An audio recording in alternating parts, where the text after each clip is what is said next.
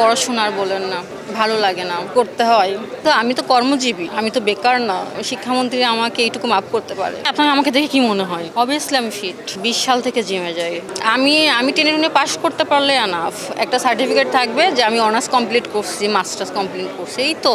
আর কি ছোটবেলা থেকে আসলে পড়ালেখা কোনো সময়ই ভালো লাগে না, আমার সবসময় সাজগোজ করতেই ভালো লাগতো। তো এই জন্য, আর আমার ফ্যামিলি সবাই চাকরিজীবী, তো পড়াশোনা ছাড়া কিছুই বুঝে না। আমার মিডিয়া নিয়ে কারো কোনো মাথা ব্যথা নাই, আসলে তারা এগুলো জানে না। তো সবাই চাকরিজীবী, সবাই চাকরি করতেছে, এইটা নিয়ে তারা জানেও না। আর আসলে আমি কাজ ছাড়া বাসা থেকে বের হই না, আপনারা আমাকে কখনো এইভাবে দেখেন নাই।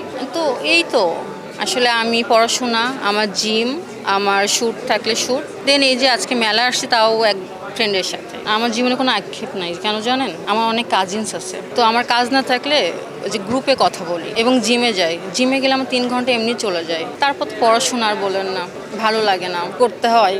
এই তো, দর্শকের ভালোবাসা পাওয়ার মতো কাজ আমি এখনো করি নাই, সত্যি কথা। আমি টিভিসি, ওভিসি, ফটোশ্যুট এই কাজগুলোই মানে করি বিগত 2 বছর।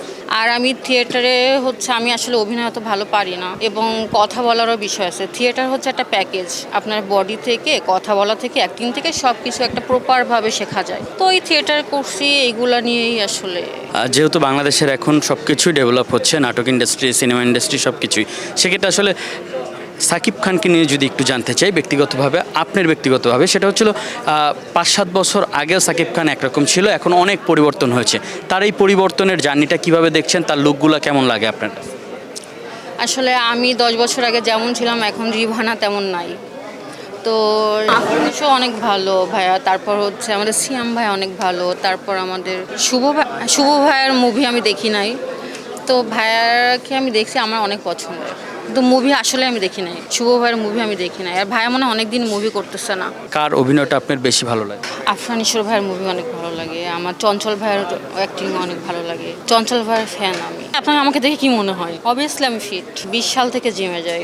জিম আসলে আমরা টোন হতে যাই, আমরা ডায়েট করে ওয়েট লস করতে পারি। আমাদের যে বডিতে যে ফ্যাট থাকে, এগুলো আমরা ডায়েট করে এটা লস করতে পারি। কিন্তু যারা টোন হতে চায়, একটা ফিগার থাকে না, একটা টোন থাকে, ওই টোন হতেই আসলে জিমে যাওয়া। আর জিমে গেলে আপনার অ্যাক্টিভিটি বেশি হয়, আপনি যত ওয়েট নেবেন আপনার বডি ফ্লেক্সিবল তত বেশি হবে, এই তো।